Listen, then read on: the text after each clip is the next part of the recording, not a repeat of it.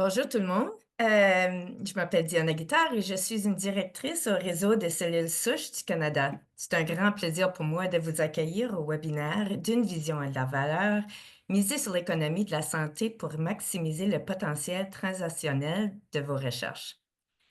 Bien que nous nous rencontrions aujourd'hui sur la plateforme virtuelle, j'aimerais commencer en reconnaissant les peuples autochtones de tous les territoires sur lesquels nous nous trouvons aujourd'hui. Le travail du réseau de cellules souches du Canada s'effectue d'un océan à l'autre et sur le territoire traditionnel, ancestral et non cédé de nombreux peuples et de nations autochtones, y compris la nation algonquine Anishinaabe, où est situé le siège social du RCS. Le RCS reconnaît et respecte et considère avec l'égard qui leur est dû en tant qu'intendant traditionnel des terres et des eaux où nous travaillons et nous nous réunissons. Le RCS est un organisme national sans but lucratif qui soutient la recherche des cellules souches et de la médecine régénératrice par le biais de formations, de possibilités de financement, de mobilisation du savoir, du renforcement de la préparation à la commercialisation des innovations dans les domaines de cellules souches et de la médecine régénératrice. Pour en savoir plus sur la vision et le mandat du RCS, veuillez consulter le plan stratégique que nous avons récemment publié. Le pilier formation du RCS aide notre communauté à développer son expertise et ses connaissances dans les domaines de cellules souches et de la médecine régénératrice. Nous sommes résolus à offrir des formations dans les domaines clés qui fourniront aux chercheurs des compétences nécessaires pour traduire leurs découvertes en traitement pour les patients. Nous sommes ravis que vous soyez avec nous aujourd'hui pour le webinaire qui vous aidera à apprendre comment intégrer les considérations économiques dans vos stratégies visant à faire passer vos recherches du laboratoire aux essais cliniques et à une application à grande échelle. Le RCS organise plusieurs autres cours, ateliers et possibilités de financement et symposiums tout au long de l'année pour les stagiaires, les travailleurs hautement qualifiés et les chercheurs principaux. Vous pouvez jeter un coup d'œil à ces offres sur le site web au stemcellnetworks.ca. Sur ce, j'aimerais vous présenter et remercier Jason Robert-Gartin et Lucie Germain qui animeront ce webinaire. Jason Robert-Gartin est un professeur agrégé en évaluation économique des technologies de la santé à l'Université de Laval et chercheur régulier du Centre de recherche du CHU de Québec, Université de Laval. Son programme de recherche porte sur l'analyse coût-efficacité en conditions réelles de diverses technologies de médecine régénératrice et de traitement de maladies rares. À titre de directeur de l'infrastructure économique en médecine régénérative du réseau TCL et directeur de l'axe pharmacoéconomie du RQRM. Il pilote plusieurs initiatives d'application du savoir visant à soutenir la prise en compte des considérations économiques par les chercheurs en sciences de santé. Monsieur Gartin a été le premier lauréat du prix Dr. Murray Kahn d'économie de la santé décerné par l'Agence de médicaments du Canada et conseille divers organismes d'évaluation des technologies de la santé. Lucie Germain est professeure titulaire à la Faculté de médecine de l'Université de Laval et la directrice du Centre de recherche en organogénèse expérimentale LOEX de l'Université de Laval. Ses recherches portent sur les cellules souches postnatales et la reconstruction de tissus humains pour les applications expérimentales et cliniques. Les travaux de Mme Germain ont débouché sur 3 essais cliniques chez les humains impliquant des tissus de synthèse produits in vitro, notamment les autogreffants de cornée épithéliale cultivés pour le traitement de la déficience en cellules souches limbiques et des substituts cutanés bilamellaires autologues destinés à être greffés à des patients gravement brûlés. Elle utilise actuellement le génie tissulaire en combinaison avec la médecine génétique pour concevoir des traitements pour l'épidermolyse bulleuse, une maladie génétique. Madame Germain a reçu l'un des prix Recherche et qualité de la vie de l'Institut de l'appareil locomoteur et l'arthrite des IRSC et sa contribution durable à la recherche en santé a été reconnue par le volet Fondation des IRSC. Avant de commencer, j'aimerais vous fournir quelques détails supplémentaires. Cette séance sera enregistrée jusqu'à la période des questions qui aura lieu à la fin. Pour poser vos questions, veuillez inscrire dans la caisse de questions et réponses que vous trouverez au bas de votre écran. Sans plus tarder, je cède la place à M. Gartin et Mme Germain. Vous comprendrez que le docteur Germain et moi avons à jouer avec l'angle de la caméra. Je m'excuse pour les gens en ligne. Donc, ben, bonjour. Merci beaucoup d'être présent ici en personne au LEX où on fait la présentation et les gens en ligne. Euh, je suis Jason Gertin. Je vais commencer la présentation et à mi-chemin dans la présentation, je vais aussi céder la parole à ma collègue, docteur Germain. Donc, premièrement, les objectifs de la présentation de ce midi. Donc, identifier les considérations économiques clés à chaque étape de la recherche transnationnelle. Intégrer l'évaluation économique à la planification de votre projet afin de maximiser sa viabilité et sa mise à l'échelle. Puis finalement, considérer les perspectives des patients et de la société pour démontrer la valeur globale de votre projet. Donc, si jamais vous avez des questions, je vous invite à les identifier dans le chat et les personnes dans la salle en présentiel, on va les prendre à la toute fin, comme on vient de dire.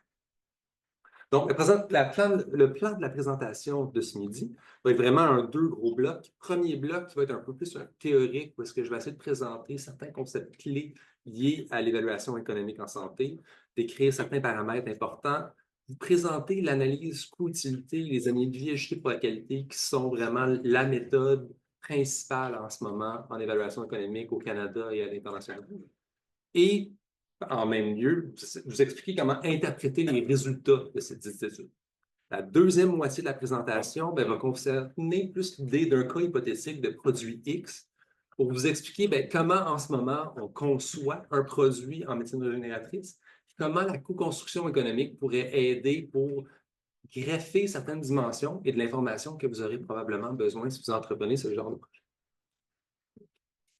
Quelques concepts de base. Premièrement, c'est quoi l'objectif de l'évaluation économique? C'est aider les décideurs publics et privés à déterminer si l'adoption d'une technologie de la santé représente la meilleure utilisation des ressources disponibles tout en maximisant la santé de la population. Il y a un principe très simple en économie de la santé qui est on n'a pas assez de ressources, d'argent, matériel pour couvrir l'entièreté des besoins de la santé qui sont infinis. La question est toujours à savoir comment faire l'équilibrium entre les ressources qu'on a à notre disponibilité et les besoins qu'on peut traiter, pour essayer d'avoir le plus de besoins qui vont être traités, sachant que nos ressources ne sont malheureusement pas infinies. Si on entreprend une évaluation économique, c'est un petit peu dans cette optique-là de pouvoir savoir quel est le meilleur choix qu'on peut faire pour nos ressources. Comment on entreprend une évaluation économique? C'est toujours l'idée de faire une évaluation comparative entre deux ou plusieurs traitements, tant d'un point de vue économique que d'un point de vue de leurs conséquences. Pensez efficacité clinique, si vous voulez une autre manière de le dire. Ce qui est important de garder en tête, c'est deux choses qui sont souvent méconnues ou qui inquiètent plutôt certains chercheurs. L'évaluation économique ne dit pas que quelque chose qui est plus cher est nécessairement mauvais. L'important, si c'est plus cher, c'est que vous offrez plus de bénéfices pour les patients. L'important est vraiment toujours cette augmentation des bénéfices pour justifier l'augmentation de coûts qu'on va avoir. L'autre point important, l'idée dans une évaluation économique, ce n'est pas toujours des traitements actifs qu'on voit. L'idée est généralement plutôt de comparer à des traitements standards qui, dans certains cas, vont être actifs, mais qui pourraient aussi être ne rien faire. Parce que ne rien faire d'un point de vue économique, ça a une conséquence clinique. Ne rien faire ne veut pas dire que le patient décède demain matin et qu'il n'y a aucune dépense ou aucun soin qui sera prodigué. Donc, colliger l'information comme alternative est aussi tout aussi important que colliger l'information pour le traitement actif qu'on examine. Quand on entreprend des évaluations économiques, il y a une panoplie de paramètres qu'on doit considérer. Aujourd'hui, je vais vous parler de trois gros paramètres qui sont importants et que je pense qu'ils pourraient vous aider à mieux lire certaines publications économiques et certaines planifications économiques que vous pourriez avoir. Donc, le premier paramètre que je veux discuter, c'est les perspectives de l'étude. Le deuxième, c'est l'horizon temporel de l'étude. Puis notre dernier paramètre qu'on va parler, c'est l'actualisation des coûts et des bénéfices. Donc, la perspective. Perspective, grosso modo, c'est le point de vue à partir duquel l'analyse est réalisée. Au Canada, il y a 4 grosses familles de perspectives qu'on peut voir. Je les identifie ici via des picots. Donc, à gauche complètement à votre écran, vous avez le petit picot pour représenter le patient, la patiente, l'individu malade, qui, on pourrait aller plus largement, regroupe aussi les proches de celle-ci. Imaginez une situation où est-ce qu'il y a un enfant qui est malade, bien, la famille va aussi être directement affectée et c'est une perspective, ça va engendrer des conséquences pour eux qu'on doit considérer. Le deuxième picot, c'est le centre hospitalier. Tous nos systèmes de santé au Canada sont basés autour, à un certain degré, du centre hospitalier. Mais le centre hospitalier arrête dans cette perspective à l'édifice comme tel. Évidemment, vous savez tous que le Québec, le Canada, c'est très large. Plusieurs patients doivent transférer entre plusieurs sites, ce qui amène des défis si on utilise uniquement la perspective du centre hospitalier. Ce qui amène la troisième perspective, qui est vraiment plus la perspective système de santé. Donc, l'amalgame de toutes les ressources de santé mises à la disposition de notre population va faire vraiment objet de la troisième perspective, qui est la principale que vous allez voir dans la littérature scientifique. La dernière perspective ici, avec mes petits gratte-ciels en picot, représente la société. Au Québec et maintenant au Canada, on recommande d'entreprendre des évaluations économiques selon une perspective sociétale. L'important dans une perspective sociétale, c'est de considérer non seulement ce qui se passe pour le système de santé, mais aussi de considérer ce qui se passe dans l'entièreté des sphères de notre société. Donc, imaginez la perspective comme sociétale comme étant la perspective parapluie. Tout ce qui peut être influencé dans un traitement ou dans une maladie va être considéré dans une perspective de la société. Pour résumer ceci, je me permets cette phrase qui est vraiment la simplification totale de ce que je viens de dire. La perspective de votre étude, ça identifie quelles composantes économiques sont incluses dans l'évaluation économique. Si la perspective que vous choisissez implique des coûts, ceux-ci doivent être inclus. Par contre, si votre perspective est trop limitée, certains coûts vont être manqués. C'est pour ça un petit peu la position du gouvernement du Québec et maintenant du Canada de pousser pour avoir des perspectives sociétales. Parce qu'on reconnaît qu'être malade, ce n'est pas juste des dépenses dans le système de santé.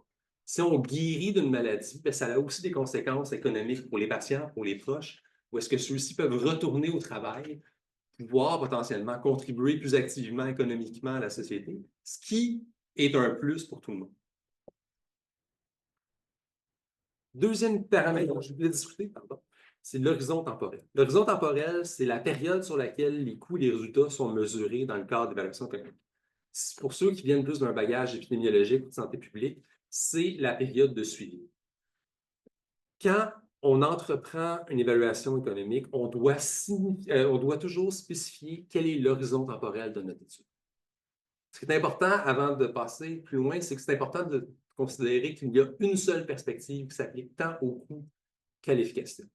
On veut capturer l'entièreté des coûts et l'entièreté de l'efficacité sur l'horizon qui est établi. La durée de l'horizon que vous établissez, par contre, peut être très fluctuante selon le contexte. Dans certains cas, les horizons temporels sont courts, quelques jours, quelques heures, quelques semaines. À d'autres extrêmes, ils peuvent être excessivement longs, jusqu'à la mort du patient. Il n'y a pas de recette magique à savoir quelle est la meilleure horizon temporelle dans votre étude. L'important, généralement, pour savoir l'horizon temporelle de votre étude, c'est de considérer que ça couvre l'entièreté de la période pertinente en lien avec la technologie ou la maladie. Finalement, l'actualisation, je m'excuse pour ceux qui sont peut-être moins à l'aise avec les mathématiques, vous allez voir, la description est un petit peu plus complexe dans les trois que je viens de présenter. L'actualisation, c'est le processus par lequel les flux des coûts et des avantages se rapportent sur une période future, sont convertis en valeur actuelle au moyen d'un taux d'actualisation. Je m'excuse encore une fois pour le jargon peut-être technique, mais grosso modo, le taux d'actualisation, c'est un processus par lequel on pondère la temporalité des dépenses ou des bénéfices qu'on gagne. En pratique, ce que ça fait, c'est si un coût ou un avantage arrive plus tardivement, celui-ci va être pondéré plus fortement. Donc, il va y avoir une sous-pondération qui va en résulter. Si vous entreprenez une évaluation économique, dans toutes les technologies de la santé où est-ce qu'il y a des conséquences à très long terme, on doit faire de l'actualisation.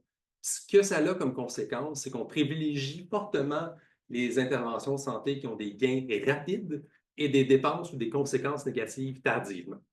Pour marquer dans ma phrase que c'est malheureusement pas une réalité commune à beaucoup de technologies de la santé, encore moins quand on pense aux technologies en santé publique, qui ont justement tendance à être des technologies à très court terme. On dépense des ressources pour avoir des plans de santé qui vont graduellement, tardivement, offrir un bénéfice. L'actualisation, c'est quand même un facteur important. Je pense aussi dans un contexte où est-ce qu'on a de la technologie en médecine régénératrice, où est-ce que beaucoup des technologies vont avoir des grosses dépenses à court terme, pour ne pas dire initialement, mais les bénéfices, on va les voir que potentiellement très tardivement dans le parcours de vie d'une personne. Deuxième bloc que je veux discuter, c'est les analyses coût-utilité et les années de vie ajustées pour la qualité. Je vous présente dans ce tableau les 4 sortes d'évaluations économiques identifiées par analyse d'optimisation de coûts, analyse coût-efficacité, analyse coût-utilité et analyse coût-bénéfice. Je suis désolé, je pense qu'il y a un rendu visuel qui a été altéré avec une version, mais j'espère que c'est très facilement lisible. L'important de garder en tête ici, ce n'est pas nécessairement le nom des types d'évaluations, mais plus les colonnes qui vont être en dessous. Premier point que vous remarquerez, dans tous les cas, l'évaluation des conséquences économiques est faite de la même manière. On examine combien ça coûte, combien ça sauve, qu'est-ce qui va se passer d'un point de vue monétaire. Ce qui change, par contre, c'est les conséquences cliniques. Les types d'évaluation économique diffèrent tous dans la manière qu'elles capturent l'information clinique. Dans le cas ici présent de l'analyse coût-utilité, comme je l'ai dit, qui est la plus importante de toutes les méthodes au Canada et international, c'est vraiment une considération où est-ce qu'on a une mesure composite qui fait l'amalgame de toutes les conséquences cliniques qui peuvent arriver chez un patient. Cette mesure composite est ce qu'on appelle l'année de vie ajustée pour la qualité, AVAQ en français ou ALI en anglais. Dans le contexte de l'analyse coût-utilité, je vous rappelle qu'on a une comparaison. Donc, la comparaison, elle cherche à estimer le coût incrémentiel et l'efficacité incrémentielle d'un traitement, dans le cas d'une médecine régénératrice, d'un médicament ou d'une technologie de médecine régénératrice, versus un ou plusieurs comparables. Comme j'ai dit, l'efficacité dans l'analyse coût-utilité, par contre, sa spécificité, c'est qu'elle utilise cette mesure qui va combiner l'espérance de vie des gens et la préférence des patients pour leur état de santé, qu'on appelle l'année de vie ajustée pour la qualité. Comment qu'on calcule l'année de vie ajustée pour la qualité? C'est relativement simple. Ce qu'on doit faire, c'est qu'on quantifie la durée de temps qu'un individu vit dans un état de santé en fonction de sa préférabilité pour cet état. La préférabilité, c'est ce qu'on appelle le score d'utilité dans le jargon économique. Graphiquement, ça ressemble à ceci. Vous avez une situation où est-ce qu'un individu qui recevrait un traitement à partir de sa naissance aurait une efficacité donnée qui, jusqu'à son décès, aurait un état de santé donné qu'on identifie ici avec l'aire sous la courbe du traitement. Donc, le score d'utilité pour son état de santé est la pondération qu'on dirait ici.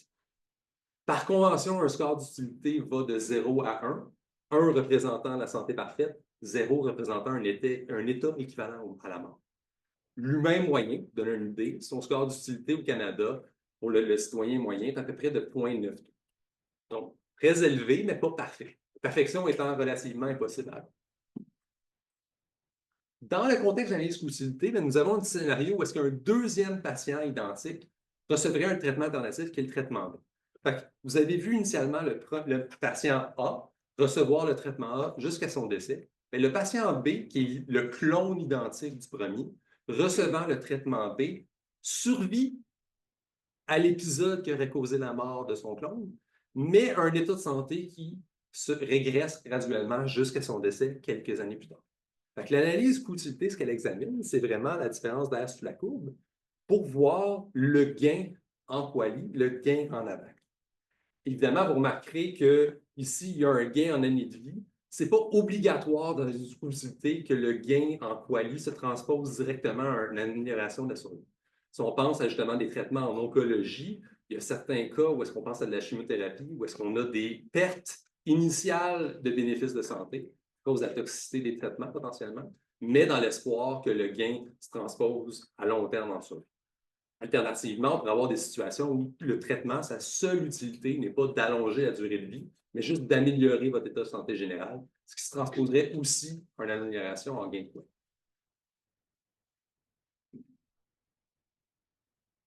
Je suis désolé pour le rendu visuel. Point quand même très important à faire si vous entreprenez ce type d'études. Les préférences pour les états de santé, c'est très spécifique à la juridiction dans laquelle on est. Malheureusement, cette réalité est un point commun à tout le domaine de l'évaluation économique. On a une très mauvaise validité externe. Si on entreprend un test pour examiner les préférences de santé au Québec, par exemple, ça se transpose très difficilement à la France. Évidemment, des similitudes, mais plus que les systèmes de santé, plus le contexte géopolitique d'une région va différer, moins les préférences vont se transposer directement. L'autre défaut, c'est que la manière qu'on capture l'information sur les scores d'utilité, ça influence drastiquement le résultat. Il y a différentes méthodes que je n'ai pas le temps de parler aujourd'hui dans la présentation, mais grosso modo, il y a deux grosses familles de méthodes pour capturer des scores d'utilité. Méthode directe, où est-ce qu'on demande à des questions, on demande une série de questionnaires à des patients pour leur mettre des mises en situation, où on leur dit, on fait un échange entre votre état de santé actuel et une alternative pour chiffrer à quel point ils valorisent leur état. Malheureusement, c'est excessivement long, c'est très complexe et ça demande quand même une acuité intellectuelle assez poussée pour que certains patients, ça pourrait juste être impossible à faire. L'alternative qui est généralement utilisée, c'est les méthodes indirectes, où est-ce qu'on pose des questionnaires très courts, 5 à 10 questions actuellement maximal. Mais ce défaut de ces technologies, de ces méthodes indirectes, c'est que les questionnaires qui sont utilisés examinent certaines dimensions de votre santé. Si vous pensez aujourd'hui à votre état de santé, il y a une multitude de facteurs que vous pouvez imaginer. Si on voulait vraiment capturer l'entièreté de votre état de santé, il faudrait une multitude de questions pour chacune de ces facteurs. En pratique, c'est impossible à faire, ce qui limite potentiellement dans certains cas. L'important est vraiment de savoir que si vous avez une dimension qui est importante pour vous, mais que l'outil que vous utilisez capture cette dimension. Finalement, quand on a entrepris l'identification de l'air sous la plume, l'espèce de gain en AVAC ou en QALY qu'on a discuté, l'important, c'est de savoir comment interpréter ce résultat-là en fonction des... Pour ce faire, on utilise ce qu'on appelle le rapport de coefficacité différentielle, le RCED en français, mais plus communément identifié sous le terme anglophone, terme anglais, excusez, Incremental Cost Effectiveness Ratio, ou l'acronyme ICER. L'ICER, c'est un ratio. Je fais souvent la blague que moi, je payais très, très cher parce que je sais faire 2 soustractions et une division. Mais, grosso modo, c'est principalement ce que c'est. Donc, l'ICER, c'est le différentiel de coût entre les technologies qui sont comparées sur le différentiel de l'efficacité de ces mêmes technologies. Mathématiquement, comme tel, ça ne vous dit pas grand-chose à ce moment-ci. C'est pour ça que je trouve que c'est plus facile de l'expliquer sous sa forme visuelle. Vous avez à la droite de l'écran la formule du ICER et à la gauche, vous avez ce qu'on appelle le diagramme de coefficacité. Sur l'axe des X, vous avez le différentiel d'efficacité. Sur l'axe des Y, vous avez le différentiel de coût. Selon le résultat que vous obtenez dans un rapport de coefficacité différentielle, vous allez avoir un résultat qui se situe dans un de ces 4 cadrans. Si vous êtes dans le cadran en haut à gauche ou en bas à droite, vous avez une situation qu'on va dire qui est soit dominée ou dominante. Grosso modo, ce que ça veut dire, si on est dominé, c'est que c'est systématiquement la pire option choisie. Personne ne paierait plus pour avoir moins d'efficacité.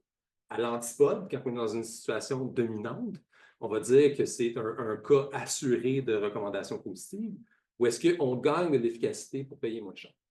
Je ne vous mentirai pas que c'est quand même des résultats qui sont rares à obtenir spécifiquement. Pas impossible, mais quand même très peu. La majorité des autres résultats qu'on obtient sont dans les 2 autres cadrans qui arrivent.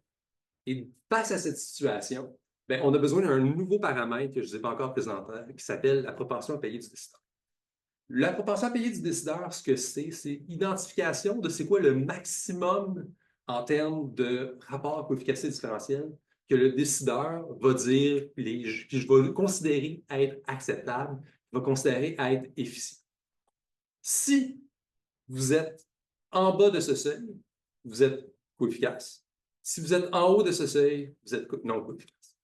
Le défi, par contre, à garder en tête, c'est que la propension à payer, même si elle est fondamentale pour déterminer si quelque chose est efficient ou non, dans la majorité des cas, c'est une notion qui est confidentielle, qui est à un certain degré volontairement jamais divulguée. Avant de continuer à comment on peut faire le jumelage de l'économie avec vos domaines plus cliniques, je vais passer la parole à ma collègue pour présenter conception d'un cas hypothétique qu'on appelle le produit X.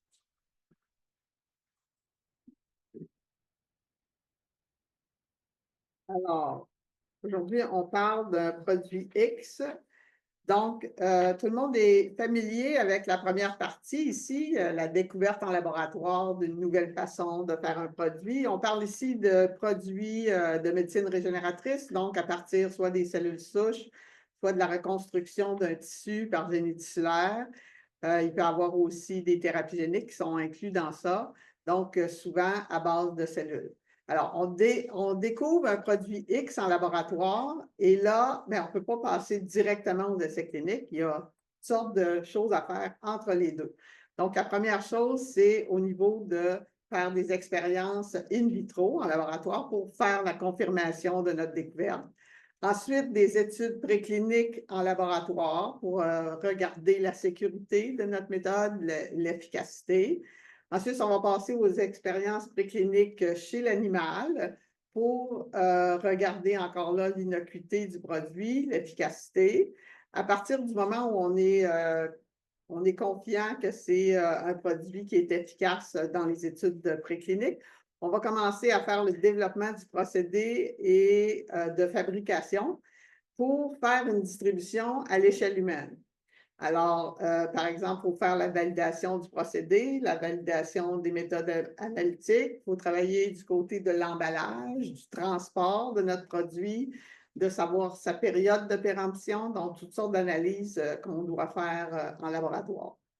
Par la suite, il faut développer le protocole clinique, c'est-à-dire quels sont nos objectifs opérationnels, quels sont les critères d'inclusion et d'exclusion pour les patients, au niveau des statistiques, comment on fera le calcul. Il faut développer les modes opératoires normalisés, donc toutes les procédures qu'on va utiliser pour l'essai clinique, pour faire les formulaires d'études de cas, les formulaires d'information et de consentement que les patients signeront. Donc, tous les documents qu'on a besoin pour la présentation de notre essai clinique à Santé Canada.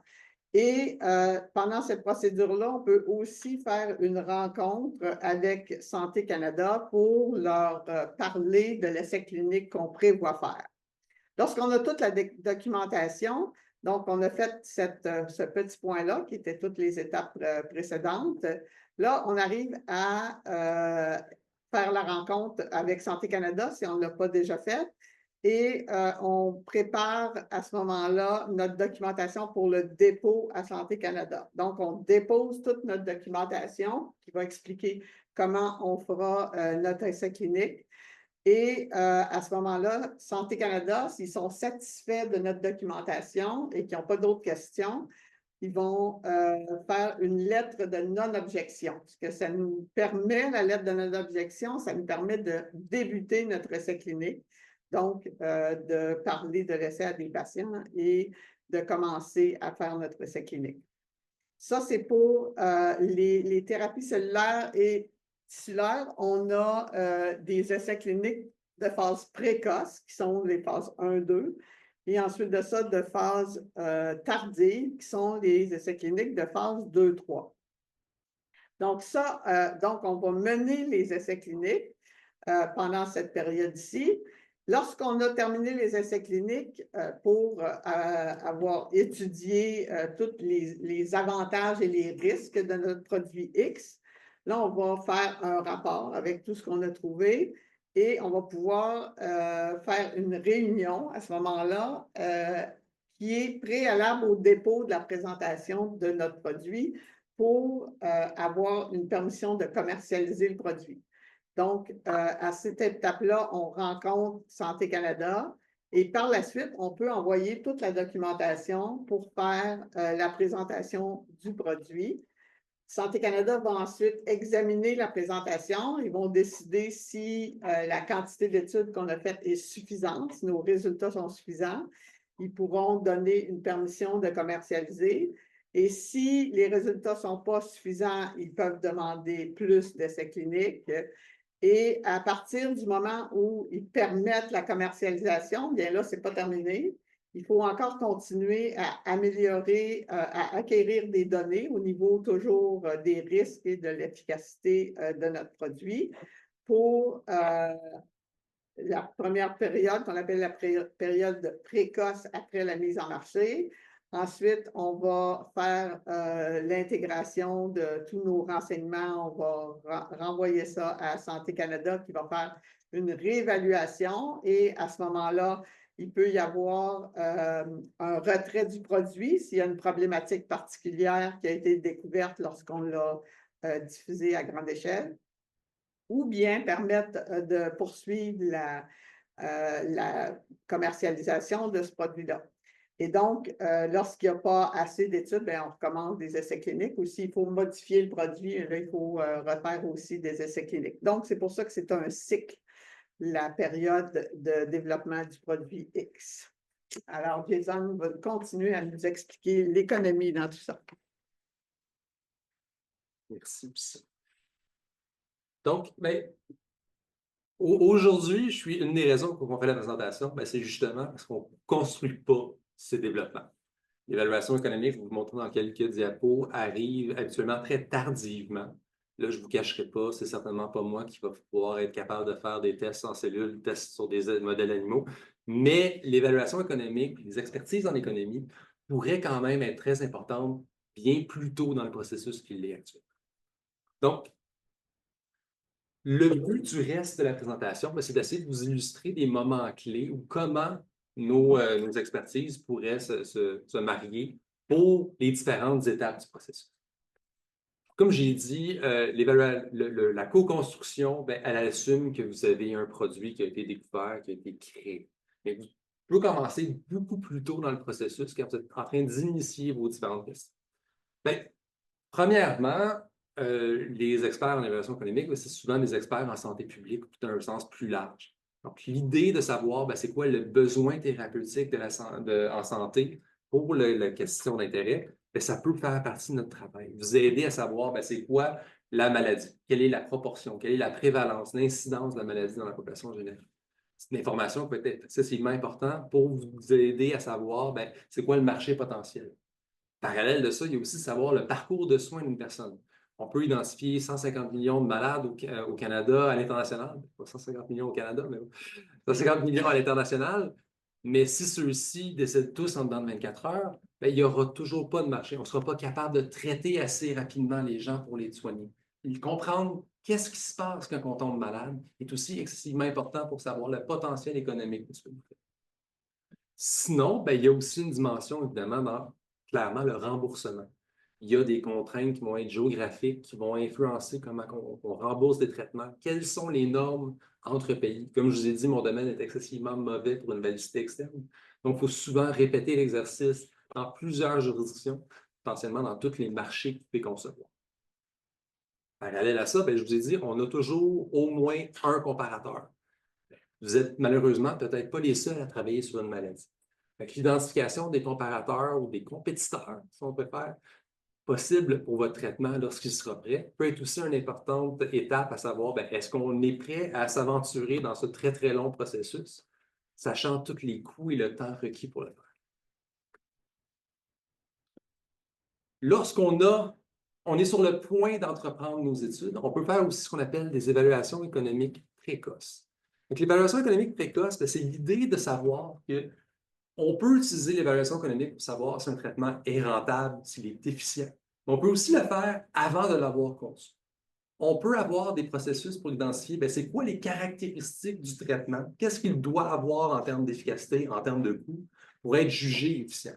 Vous avez un exemple ici où est-ce qu'on faisait un test de dépistage, où est-ce qu'on a examiné à quel point le test de dépistage était performant en fonction de son coût, pour savoir c'était quoi le coût maximal qu'on serait capable de vendre ce test. L'idée étant que si le coût maximal est inatteignable pour vous, le potentiel d'efficience du traitement que vous voulez mettre sur le marché ne sera peut-être jamais atteignable. Donc, avant d'investir tout le temps et les ressources requises, c'est peut-être le moment d'essayer de fermer le projet, de retravailler notre question de recherche pour savoir, y a-t-il une manière de l'améliorer au préalable avant de s'entreprendre toutes ces longues étapes d'essai clinique.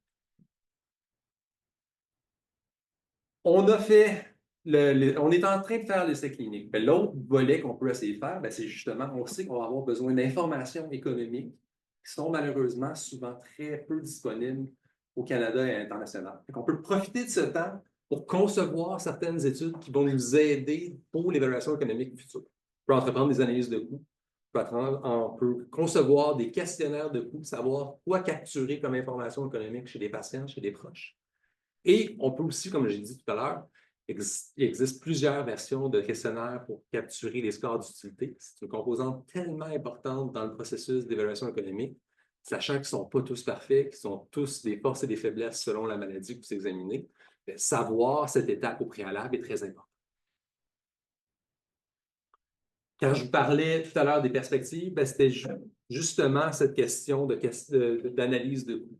La majorité de l'information économique qui existe au Canada à l'international est centrée sur le système de santé. Qu'est-ce que notre système de santé paye quand un patient tombe malade?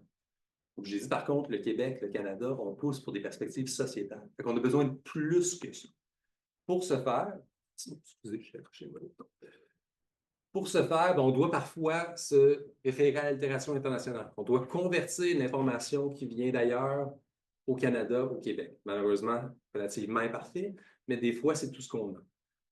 Si vous allez dans cette direction, bien, je vous présente ici le MESH dans PubMed, Medline, le mot-clé cible pour tout ce qui est évaluation économique, c'est ceci, Cost-Benefit Analysis. Admettons qu'il n'y a absolument rien dans la littérature, bien, ça veut peut-être dire que vous allez être obligé de vous-même obtenir cette information via différentes sources. Une des sources, comme j'ai dit, les plus faciles, c'est d'y aller via les données médico-administratives de votre province. Ici, je parle d'ARAMQ, il y a l'Institut canadien d'information en santé, le ICES, qui est le système de santé ontarien. C'est des sources d'informations très riches pour identifier les dépenses en système de santé parce que tous ces systèmes aide justement à la rémunération des médecins, le remboursement des centres hospitaliers, le remboursement des systèmes d'assurance médicaments. C'est de l'information qu'on peut colliger en parallèle pour entreprendre ces analyses-là. Finalement, comme j'ai dit, si on veut avoir une vraie perspective sociétale, on doit obtenir de l'information auprès des patients, auprès des proches. Ça va souvent nécessiter des questionnaires. Vous allez concevoir un outil que vous allez administrer prospectivement, rétrospectivement à des patients pour capturer l'information qu'ils ont dépensée, pour savoir qu'est-ce qu'ils ont dépensé en termes de ressources, en termes de temps. Je vous présente, juste, je m'excuse pour l'accélération, mais je vous présente ici le COPAQ, qui est le Cost per Patient Questionnaire, qui a été développé par un groupe dont je fais partie au Québec, qui est un questionnaire disponible en français et en anglais, qui est vraiment un questionnaire générique. C'est un questionnaire qui va capturer l'information sur les dépenses liées au déplacement, les dépenses encourues par les patients, le temps et les revenus perdus pour essayer de vous donner une idée plus large de tout ce qui a été dépensé ou tout ce que être malade pour ces gens occasionne comme dépense. L'avantage ici, c'est que celui-ci est disponible gratuitement, mais évidemment, en tant que questionnaire générique, il y a peut-être des modifications que vous devez faire pour le rendre pertinent au cadre clinique que vous examinez vous-même. Dernier point dont j'ai discuté du score d'utilité, mais comme je vous ai dit tout à l'heure, quand on calcule les AVAC, les QALY, les Quality Adjusted Life Year, on a besoin de cette pondération pour la préférabilité, la désirabilité de l'état de santé des gens. Malheureusement, cette information, particulièrement dans le cadre des maladies rares, des maladies qui sont souvent ciblées par les traitements en médecine régénératrice, l'information est très peu disponible dans la littérature. Donc, vous êtes obligé vous-même de capturer cette information en parallèle à vos essais cliniques. Pour ce faire, comme j'ai dit, il y a plusieurs questionnaires. Je présente ici les deux plus communs pour le questionnaire indirect, le EQ5D, le Euroqual Group et le HUI, le Health Utilities Index, qui est conçu par le Health Utilities Inc., une compagnie canadienne. Malheureusement, chaque questionnaire est différent. Il n'y a absolument aucune bonne ou mauvaise réponse unique. Il faut vraiment savoir qu'est-ce que votre questionnaire examine, quelles sont les considérations qui sont importantes à être examinées au sein de votre population ou suite à l'exposition au traitement que vous consultez. Donc, savoir ces projections d'efficacité, ces projections de dimensions cliniques qui vont être améliorées, on l'espère, peut-être guéries complètement par les traitements que vous développez, c'est une information qui est super importante pour moi pour pouvoir justement recommander quel questionnaire on devrait capturer, quel questionnaire on devrait utiliser pour capturer les scores d'utilité de vos patients. Nous avons fini l'essai clinique. Bravo, étape excessivement longue, excessivement dispendieuse. C'est ici, normalement, où est-ce que mon domaine apparaît. L'évaluation économique est souvent introduite dans ce processus après l'essai clinique. Dans certains cas, c'est la première interaction que les économistes ont avec les équipes cliniques. Malheureusement, c'est une étape qui est très charnière dans tout le processus. Ça passe ou ça casse, si vous me permettez l'expression. L'idée de savoir, dans le fond, l'information que vous avez capturée, si elle a été capturée précédemment, ça facilite beaucoup mon travail. Si l'information, malheureusement, n'est pas disponible, encore une fois, pour une expression peut-être un peu plus simpliste, je ne peux pas faire des miracles. J'ai besoin de l'information pour entreprendre l'évaluation économique. Puis comme j'ai dit, l'information, particulièrement dans le cadre de contexte, parce qu'on regarde des traitements qui sont rares, qui sont dispendieux, qui sont difficiles aussi à un certain point, d'un point de vue clinique, administration clinique du moins, ça complexifie grandement ma tâche. Capturer cette information-là au préalable est vraiment fondamental pour que cette étape-ci se passe le plus facilement possible. On a réussi, on a entrepris l'évaluation économique. Comme Lucie l'a dit, Santé Canada vous a autorisé à vous rendre à la commercialisation. Être commerciable ne veut pas dire que vous allez acheter. Dans le cadre d'un contexte de santé publique, nous avons des organismes qui sont au Québec, l'Institut national d'excellence en santé et des services sociaux, au niveau canadien, l'Agence des médicaments du Canada, qui était historiquement l'Agence canadienne des médicaments et des technologies de la santé, qui vont évaluer si c'est une bonne idée, si votre traitement est efficient, s'il devrait être couvert par nos assureurs. Je présente sommairement l'information pour les gens qui veulent à la maison voir cette information sur le site de l'INES, sur le site de l'AMC. Vous avez l'information qui vous dit les spécificités qui sont attendues lorsque vous présentez vos dossiers. L'important ici, faute de pouvoir passer en travers de toutes les étapes, c'est de garder en tête que c'est fondamental cette étape. Ces agences ont un pouvoir important sur savoir si un traitement va être accepté et peut aussi avoir un impact important sur la négociation de prix. C'est important de garder en tête que la recherche, c'est souvent une vocation, mais tout a un prix dans la vie. L'idée ici est vraiment de savoir est-ce que ce prix est justifiable. Souvent, ces agences, une des recommandations qui peut sortir, c'est une pression pour négocier à la baisse. Avoir ces réflexions au préalable va être important pour justement dire votre prix de production est-il justifiable? Si vous voulez le commercialiser, faire un profit, est-ce que la marge de profit que vous demandez, le prix final, va être acceptable? Là, je vous l'ai présenté dans un cadre où on parle de la santé publique, mais gardez en tête qu'au Canada, aux États-Unis, dans d'autres contextes où il y a des assureurs privés impliqués, il y a ce même genre de processus qui est fait plus localement par les différents assureurs. À la toute fin, votre traitement est remboursé, votre traitement est accepté par les agences de remboursement, par les agences décideurs, le gouvernement offre le traitement. À un certain point, mon travail pourrait être fini. Moi, je suis très heureux pour vous. Vous avez conçu un traitement qui s'est rendu de la molécule que vous avez développée, du traitement que vous allez développer, jusqu'à soigner des patients. Cependant, ça arrive souvent, surtout dans des technologies hyper innovantes comme qu'est-ce que vous faites en médecine régénératrice, qu'il y a des versions 2, des versions 3, des versions 10, version X. La recherche peut aussi être influencée par la viabilité économique du traitement que vous avez en tête. À cette étape-ci, l'évaluation économique est ce qu'on appelle de la réévaluation économique. C'est l'idée de vous dire, sachant l'efficacité, les dépenses encourues en situation réelle, à quel point ça influence votre profil de remboursement. À quel point vous étiez efficient, vous ne l'êtes plus. Vous étiez efficient, vous l'êtes encore plus. Dans l'idée que si vous voulez faire des améliorations sur votre technologie, que moi, je puisse arriver et vous aider à dire, en ce moment, ce qu'on voit, c'est la toxicité qui est le plus gros problème. Si la version 2 de votre traitement a un meilleur profil de toxicité, vous allez être encore plus efficient. Cependant, votre marge de manœuvre se situe entre X et Y $. Donc, si c'est inatteignable, il faut peut-être penser à une autre évolution ou une autre variation du traitement. Malheureusement, c'est l'étape où est-ce qui est toujours incertaine, mais au moins, c'est l'idée, comme on parlait tout à l'heure dans l'évaluation économique précoce, de vous orienter à savoir est-ce que ça vaut la peine de continuer notre exercice pour améliorer notre traitement. En conclusion, j'espère que j'ai été capable de vous convaincre, et grâce à l'aide à Lucie, c'est important de penser à ces aspects économiques quand vous développez des traitements. Je vous ai dit, l'évaluation économique, ça va être une étape hyper importante dans le remboursement de nos technologies. Malheureusement, en ce moment, l'information économique, elle est très peu disponible. On a vraiment des problèmes. Et c'est encore pire dans le contexte de la médecine régénératrice, où est-ce que vous examinez tellement des populations restreintes, tellement des populations qui ont des pathologies ou des conditions hyper rares, que historiquement, plusieurs raisons, on ne s'est pas encore attardé à capturer cette information-là de manière omniprésente dans la littérature. Fait qu'il va falloir concevoir les outils en parallèle au développement de vos technologies. Je vous remercie et nous sommes prêts pour les questions.